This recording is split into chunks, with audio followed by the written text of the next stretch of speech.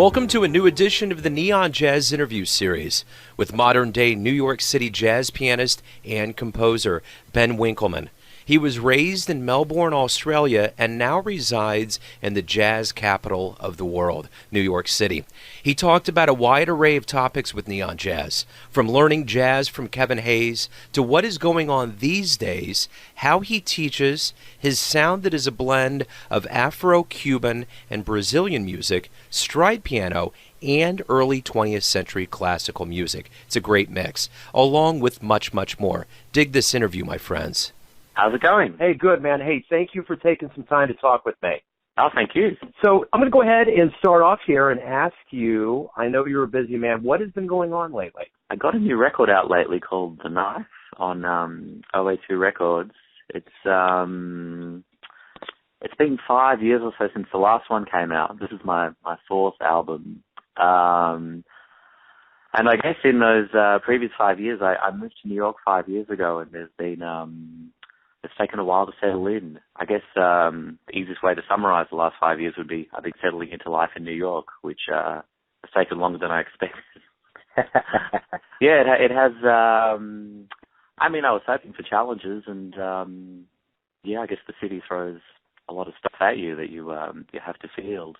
One of the nice things that happened after moving here was I got a gig playing for a black church, playing gospel music, which I'd never done before, and that's been key in sustaining myself here, but also kind of opened up another musical universe that I wasn't really aware of yet, and it's pushed me to kind of develop some musical language that I didn't have.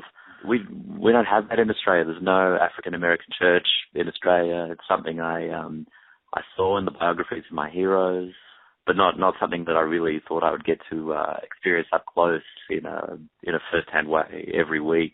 That's been a nice thing. You know, you're from Melbourne, Australia.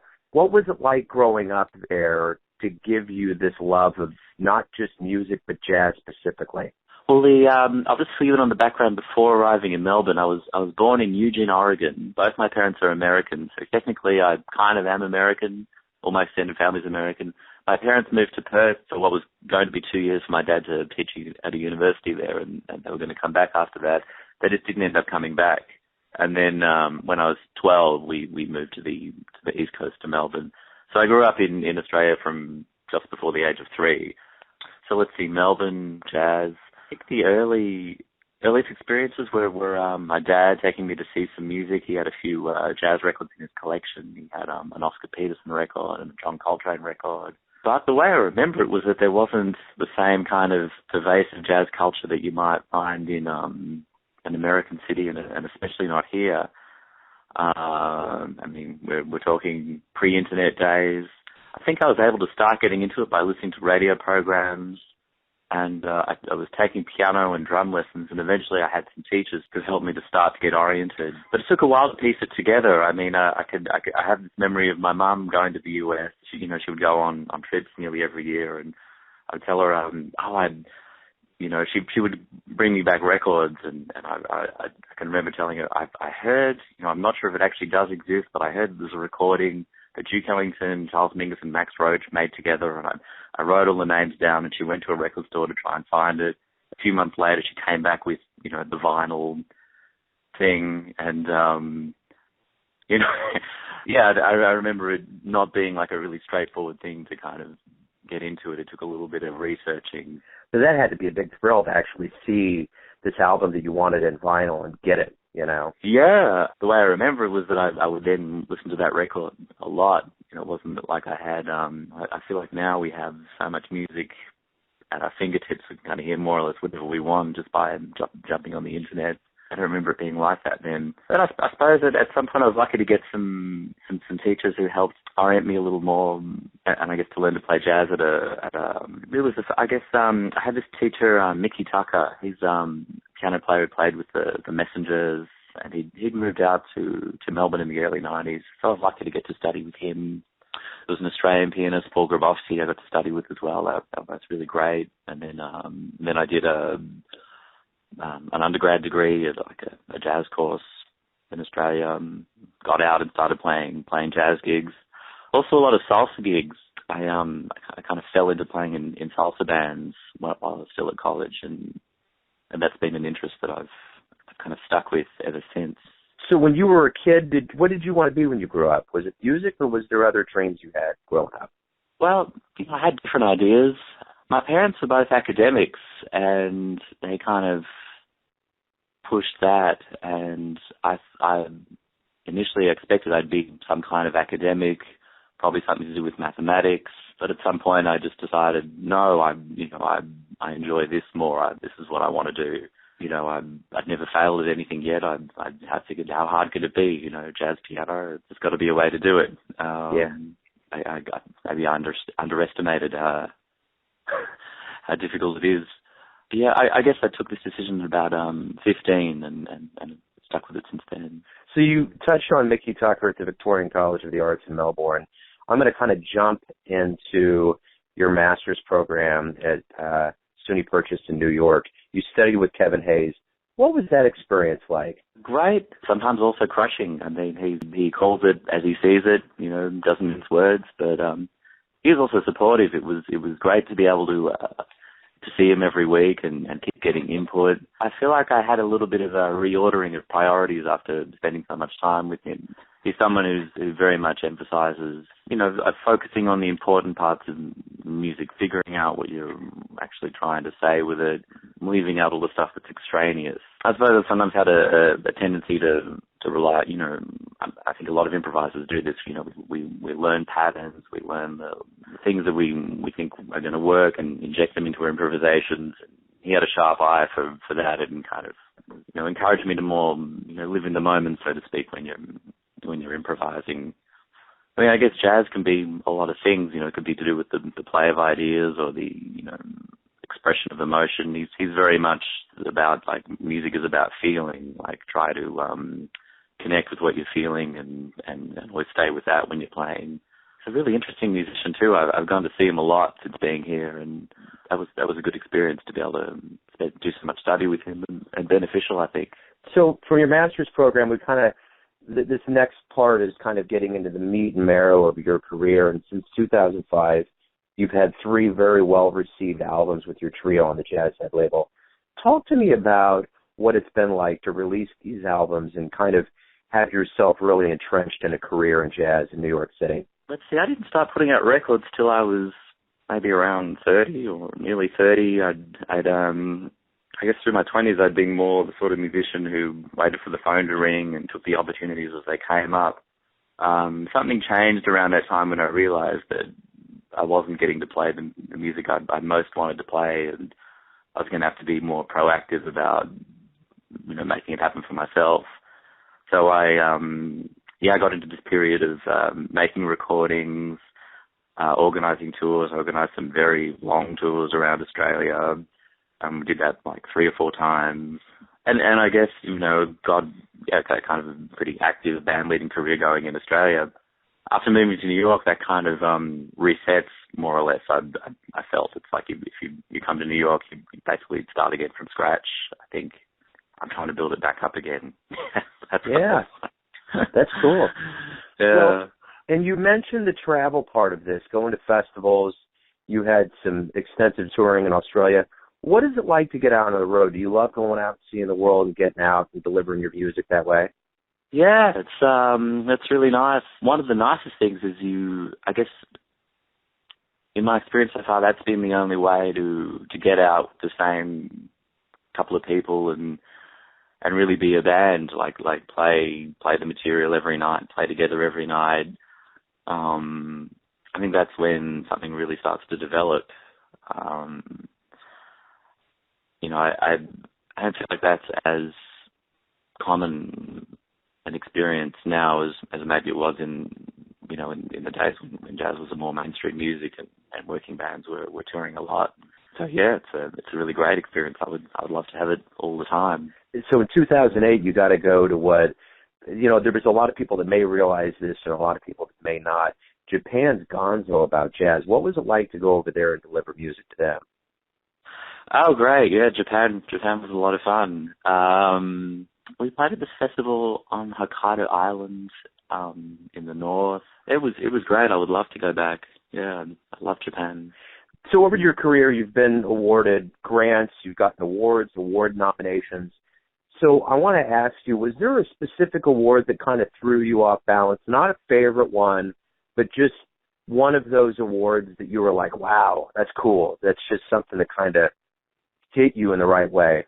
Let's see. Well, the second one was a win. The first one was a nomination. I guess the first one was the one I was most surprised that it was getting the kind of attention it was getting in Australia, because it was my first time doing anything like that. I didn't really know how it would be received.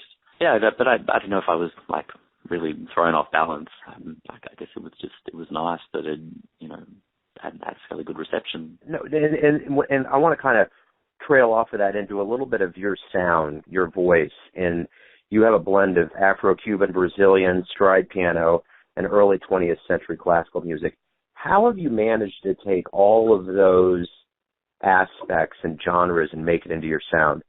Most of those elements or styles are, I've encountered in my playing life, and I guess the way I feel about it is if like I'm playing salsa gigs 2 or 3 times a week, it kind of makes sense to me when I sit down to write music that something of that is going to kind of come through into what I want to write. And I guess the same, if I was working on a bunch of, 20th century classical pieces, I feel like some of that is going to seep in at some point. So, I don't know. I feel like jazz can be an inclusive kind of art form where it's possible to add in these other elements if you can find a way to do it without being too contrived about it. I guess there's a line somewhere where it is difficult to use different styles without it being too silly. So I guess I sit down and when I'm writing music, just try to come up with ideas until they make sense to me and think, yeah, this is something I like. There was a point when I started playing with this drummer Ben in Australia, and I hadn't really written many like Latin jazz pieces until I started playing with him, and then when I realized like, hey, he can do that, he's got that in his background, I started to write around the stuff he could do. So I guess part of it grew out of forming this playing relationship with this drummer Ben, and he also I hadn't really been listening to I hadn't really tried playing any over odd meter claves yet. That was something he got me to start to do. At first I couldn't really do it, claves that had been altered to fit 5/4 and 7/4 and 9/4, and the more we jammed on them, then I started to write tunes based around them, and then it became something I wanted to keep developing, and started to listen to more to musicians in New York and around the US who work with those ideas, Danilo Perez and Miguel Zenon and people like that. Well, another component of what you do as well with the performing and the records that you're putting out is that you're a teacher, and you've been doing lessons since '96. Give me an idea of what your teaching philosophy is. What do you want to give your students? Well, I guess teaching could be a really nice thing. I mean, I guess you're helping people and trying to solve problems. I guess if you can help make something more simple and digestible for them that seems mysterious and complicated, I feel like that's a nice thing to do. My teaching philosophy, I guess it really depends a lot on who the student is and what they're trying to do. I think I deal with it on a case-by-case basis and try to figure out what it is they're trying to do and how I can help them to do it. Sure. Yeah. Well, and speaking of teachers, we've talked about Mickey Tucker and Kevin Hayes and those that have influenced you. Who would you say has taught you the most about music? I guess I had Mickey Tucker and Paul Grabowski at a time when I still didn't really know very much. So they really gave me a lot of foundational stuff. They were probably the ones who made a really big difference. I mean, I had some other ones who really came down on me hard in other ways. Like I had some, another before that who, tried to, kind of finally got me going on a proper technical routine. although, he didn't really give me so much jazz information, he was also an important teacher, this guy, Thomas Spivak. I also studied classical music a lot through, later on with a woman called Linda Kuvaris, studying Chopin and Ravel and Mendelssohn. That was really good too. I guess the work I did with Kevin, that's been great too, but it's coming at such a later stage that we're sort of, dealing with a rethinking of musical philosophy rather than the nuts and bolts. Well, and also when it comes to music, the influences, you mentioned that Max Roach final when you were younger. Tell me who you would consider your jazz heroes. Who really swayed you? Herbie is still my favorite piano player. I mean, I have phases where I focus more on someone else, but he's the one guy I keep coming back to. I loved it. I first started getting into jazz, and I still feel like he's my favorite now. I mean, I still really love that. All the Miles Quintet recordings that he's on, and there are lots of others, of course. I checked out all the people like Monk, Bill Evans, Lenny Tristano, Keith, love Keith. Love a lot of the people who are active, today. Mel Dow, Kevin Hayes, Danilo, Aaron Parks. I don't know. There's so many great ones. A really nice thing about New York is that you get to go and hear them live. I remember I had this moment in my first, I'd only been there 6 months or something, and I kind of paused. I thought, in the last 10 days, I've heard Keith, Jason Moran, Robert Glasper, Aaron Parks, Ariadne Trujillo, who was piano player playing with Pedro Martinez at the time. I think there were a few others. It was like this golden 10-day patch where I just thought, wow, I can't imagine how you could do this anywhere else. That's definitely a power lineup.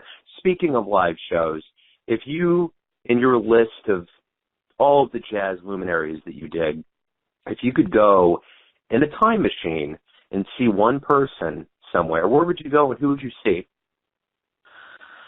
It'd have to be the Miles Quintet with Wayne and Herbie, I think. It'd have to be that. That's I still think even now that's one of the most exciting groups. I think of course there's many others, but if I had to pick one, I guess that's. And let me ask you this. It's a simple question, but it packs a punch. Why do you love jazz? It's an art form that's got a lot of scope. It could be, I think I said something before about, it could be to do with the play of ideas. It could be to do with the expression of emotion. I mean, it's something that people can kind of bring their own personalities and perspectives to it, and it has that flexibility that they can focus on what they think is important. I think that's a nice thing about it. Yeah, I guess it's the flexibility and the scope. In some ways, though, it's not so much that I love it. I mean, I've had times and I've thought about would it be possible to not do it. I mean, it's more like an addiction. I think once you get a certain ways into it, there's really no way to stop. But I suppose the real answer is just that it's something I can't think of anything else that I would that feels better to do or music that feels better to play, or that interests me more. But yeah, I think part of the reason that's true is that it's so flexible. Let me ask you this: what's the greatest thing about waking up every day for you? Well, when I get up, the thing I'm looking forward to is getting to the piano and writing music or playing. That's what I look forward to most. I'm hoping that I don't have stuff on that's going to stop me from doing it. Yeah.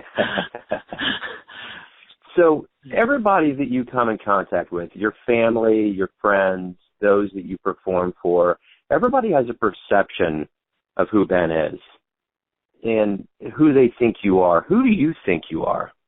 Well, I don't know if it's really possible to see yourself clearly. I guess one thing I think is I'm essentially someone who's pretty driven, but subject to the distractions that come along the way.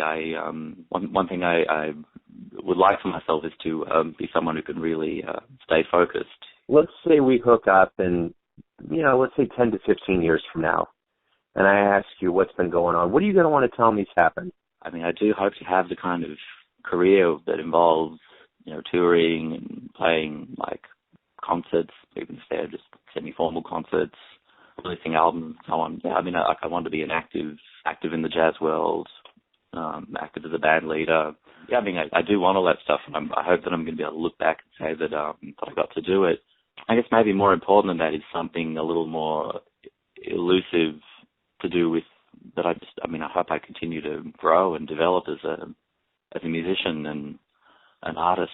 I mean, I'm hard on myself. I feel like most people who are ambitious about what they do tend to be hard on themselves. I think you want to find that middle ground where you can have a little bit of still be hard on yourself, but still manage to enjoy what you do. That's a perfect way to kind of put things into perspective as we end here. Ben, thank you for taking some time to talk with me today. I really appreciate it. Thanks so much for the opportunity to talk. Thanks for listening and tuning in to yet another Neon Jazz interview, where we give you a bit of insight into the finest players in New York City, Kansas City, and spots all over the world, giving fans all that jazz. And thanks to Ben Winkelman for his time, his cool, and all that music.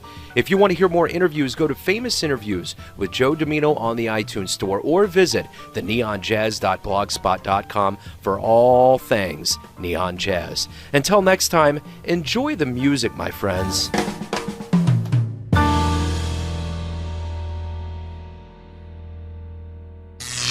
Neon Jazz.